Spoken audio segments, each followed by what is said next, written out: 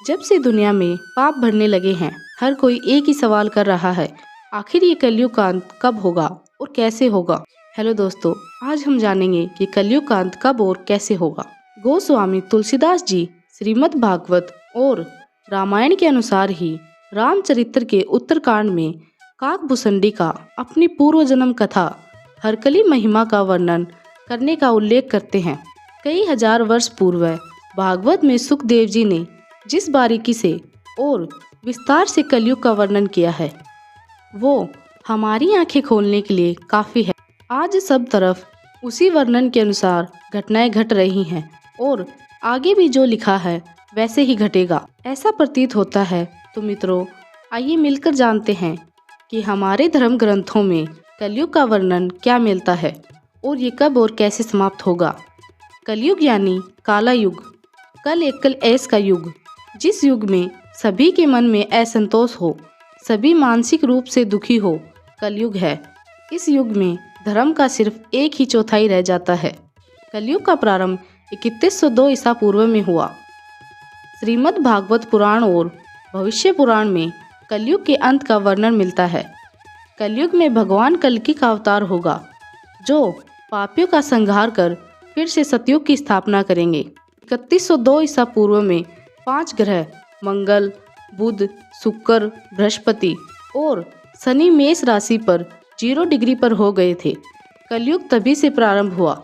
अभी कलयुग का प्रथम चरण ही चल रहा है। हमारे पुराण में कलयुग की अवधि और ये समाप्त कैसे होगा, इसका व्यापक वर्णन किया हुआ है। कलयुग की अवधि 1200 दिव्य वर्ष बताई गई है। मनुष्य का 1 महीना पितरों के 1 दिन रात के बराबर होगा। वहीं मनुष्य का 1 वर्ष देवता के 1 दिन रात के बराबर और मनुष्य के 30 वर्ष देवता के सिर्फ 1 महीने के बराबर होते हैं। कलयुग की अवधि 1200 दिव्य वर्ष बताई गई है। इस हिसाब से कलयुग का काल 4,32,000 साल लंबा चलेगा। इसका मतलब है कलयुग के अभी 5,118 वर्ष बीत चुके हैं और 4,26,882 वर्ष अभी बाकी हैं।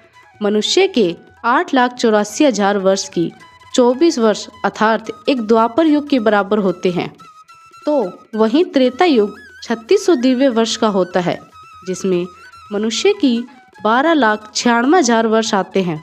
कलयुग बाकी सभी युगों से छोटा युग है। यहाँ एक द्वापर युग में 2400 दिव्य वर्ष आते हैं, वहीं एक त्रेता युग में 3600 दिव्य वर्ष आते हैं। इसी क्रम में एक सतयुग 4800 दिव्य वर्ष का होता है। इन सब का कुल योग 12,000 दिव्य वर्ष, जो मानव के हिसाब से 43,20,000 वर्षों के बराबर है।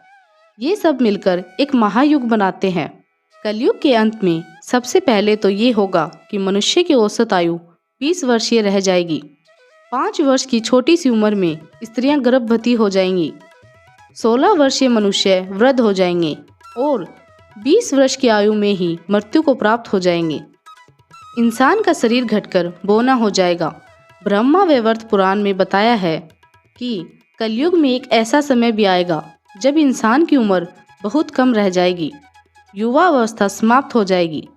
कली के प्रभाव से प्राणियों के शरीर छोटे छोटे सीन और रोगग्रस्त होने लगेंगे। जिस समय भगवान कल्कि इस धरती पर अवतरित होंगे, उस समय मनुष्य की परम आयु केवल 20 या 30 वर्ष रह जाएगी।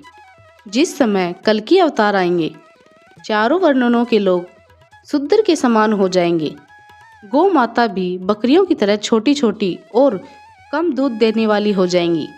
कलयुग के अंत में संसार की ऐसी दशा होगी कि अनाज नहीं उगेगा। लोग मछली मांस ही खाएंगे और भेड़ बकरियों का दूध पिएंगे।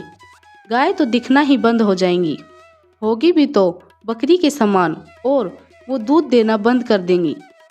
एक समय ऐसा आएगा, अब जमीन से अनाज उगना बंद हो जाएगा, पेड़ों पर फल नहीं उगेंगे और धीरे धीरे ये सारी चीजें धरती से विलुप्त हो जाएंगी।